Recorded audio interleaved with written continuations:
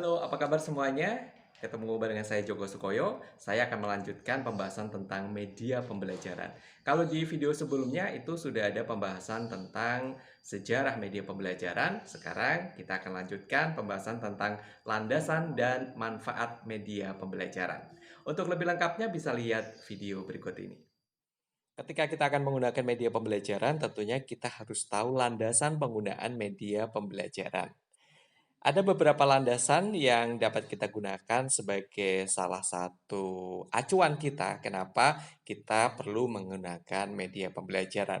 Yang pertama adalah landasan empiris. Landasan empiris itu maksudnya adalah bahwa berbagai penelitian itu sudah membuktikan bahwa penggunaan media pembelajaran itu sangat bermanfaat dalam pembelajaran. Penelitian-penelitian di berbagai jurnal ilmiah itu mayoritas mengatakan bahwa media pembelajaran itu sangat berguna dalam pembelajaran. Kemudian yang kedua adalah landasan psikologis. Landasan psikologis itu maksudnya adalah secara psikologi orang itu suka sesuatu yang konkret daripada yang abstrak. Jadi dengan adanya media pembelajaran itu bisa mengkonkretkan sesuatu yang masih abstrak. Sebagai contoh seperti ini. Misalnya ketika seorang guru atau dosen itu hanya mengajar menggunakan metode ceramah tanpa menggunakan media pendukung lainnya, itu biasanya sifatnya masih sangat abstrak, belum konkret. Nah, untuk mengkonkretkan biasanya itu digunakan misalnya video pembelajaran atau mungkin alat peraga dan sebagainya. Dengan adanya media pembelajaran itu, maka akan semakin mengkonkretkan sesuatu yang masih abstrak tersebut. Landasan yang ketiga adalah landasan teknologis. Jadi landasan teknologi ini maksudnya adalah perkembangan zaman, kemajuan ilmu pengetahuan dan teknologi yang semakin cepat ini harus direspon oleh tenaga pengajar, baik itu guru ataupun dosen. Banyak sekali aplikasi-aplikasi yang bisa digunakan untuk membantu guru atau dosen dalam mengajar di kelas. Dengan adanya kemajuan teknologi ini tentunya kita harus bisa memanfaatkan untuk membuat pembelajaran semakin menarik, semakin menyenangkan, dan membuat siswa atau mahasiswa kita lama-lama betah lama-lama dengan kita gitu. Landasan berikutnya adalah landasan filosofis. Secara filosofis, orang itu diciptakan tidak ada yang sama. Seorang yang kembar sekalipun itu tidak ada yang sama persis. Nah, karena karakter orang itu berbeda-beda, termasuk juga dalam gaya belajar yang berbeda-beda, ada yang gaya belajar auditori, artinya dia senang yang mendengarkan, ada gaya belajar visual, artinya dia senang belajar dengan cara melihat. Nah, dengan berbagai macam gaya belajar ini tentunya juga menuntut seorang tenaga pengajar, guru ataupun dosen itu membuat media pembelajaran yang beragam. Misalnya, hari ini membuat media visual, berikutnya membuat media audio, berikutnya membuat media audiovisual. Ini bermanfaat untuk mengantisipasi siswa atau mahasiswa kita yang sangat beragam gaya belajarnya tadi. Kemudian landasan berikutnya adalah landasan sosiologis. Landasan sosiologis ini maksudnya adalah setiap orang itu lahir dari sosial budaya yang berbeda-beda. Nah, sehingga ketika seorang tenaga pengajar membuat media pembelajaran tentunya harus dikaitkan dengan landasan sosiologisnya, landasan sosial siswa kita atau mahasiswa kita. Kalau zaman sekarang itu kan istilahnya zaman teknologi ya, artinya anak lahir itu sudah sangat erat dengan teknologi. Jadi yang paling tepat ketika kita mengajar dengan gaya belajar ataupun sosial kemasyarakat atau landasan sosiologis masyarakat yang memang sudah dekat dengan gadget, dengan teknologi, tentunya kita harus mengajar menggunakan teknologi juga. Karena memang istilahnya itu siswanya itu sudah hadir atau lahir di era seperti itu gitu.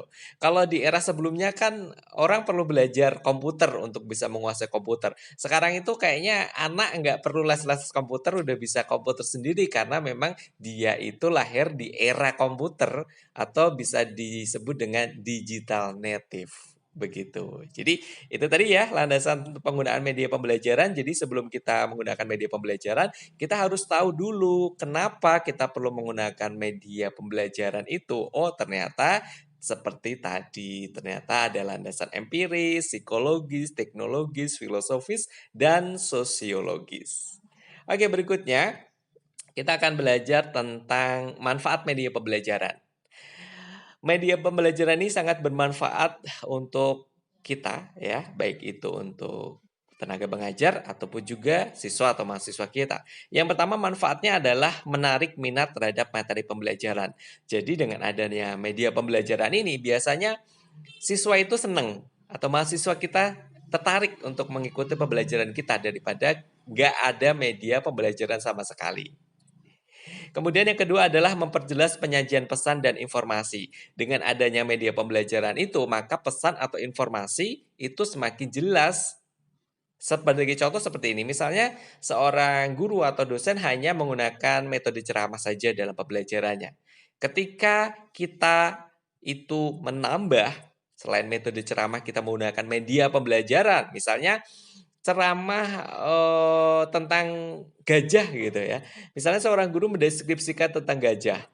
Mungkin bagi siswanya itu dengan metode ceramah saja kurang begitu jelas, tapi dengan cara kita menggunakan media pembelajaran, misalnya kita berikan video pembelajaran tentang gajah, maka nanti siswanya itu biasanya akan lebih paham tentang materinya itu karena menggunakan media tadi. Karena fungsi media atau manfaat media itu sebenarnya adalah memperjelas informasi yang ingin disampaikan atau menyampaikan pesan itu akan lebih jelas.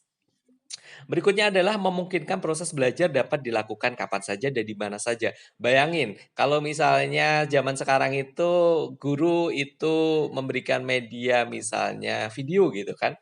Kalau video itu kan asalkan dia punya handphone ya, bisa dibuka kapan saja di mana saja, nggak harus di kelas. Jadi belajar itu zaman sekarang tidak harus di kelas, tapi di mana saja, di rumah juga bisa. Misalnya era pembelajaran daring seperti ini tidak memungkinkan orang bertemu, bertatap muka dalam jumlah yang banyak, ya cukup kita gunakan media pembelajaran video misalnya.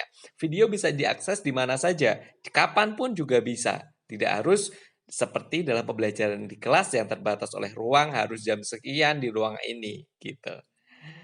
Berikutnya adalah dapat menyajikan objek yang terlalu jauh atau berbahaya. Jadi ini biasanya digunakan untuk media-media pembelajaran ilmu-ilmu pengetahuan alam ya. Misalnya kita ingin mengetahui bagaimana sih gunung itu meletus? Kan nggak mungkin kita akan pergi ke gunung yang akan meletus itu kan. Ini sangat berbahaya dan terlalu jauh juga. Jadi cukup video tentang gunung meletus yang mungkin sudah ada dari satelit dan sebagainya kan bisa dipotret itu ya, bisa di video juga.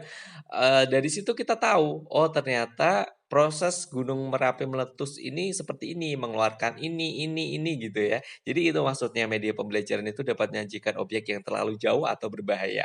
Berikutnya adalah dapat menyajikan objek yang disajikan terlalu kecil. Misalnya ini dalam bidang ilmu biologi misalnya ya.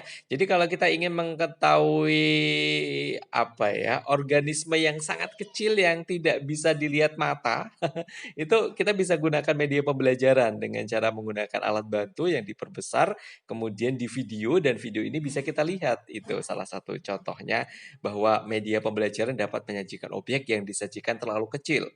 Kemudian berikutnya adalah dapat menyajikan objek yang disajikan terlalu lama prosesnya. Misalnya seperti proses apa ya, fotosintesis atau kupu menjadi ulat, kemudian menjadi kepompong dan sebagainya itu kan prosesnya lama ya. Jadi kalau misalnya kita itu bisa uh, memvideo tahap-tahapnya tadi ya, yang proses lama itu bisa dipersingkat dengan cepat ya. Cukup sampelnya misalnya proses dari ini ke ini berapa detik aja bisa. Kemudian proses ini ke ini berapa detik, jadi itu bisa dipercepat gitu, kemudian disajikan dalam sebuah video pembelajaran. Artinya yang lama tadi bisa menjadi sangat cepat sekali. Kita memahaminya tidak perlu berhari-hari, tapi itu cukup beberapa menit bisa selesai.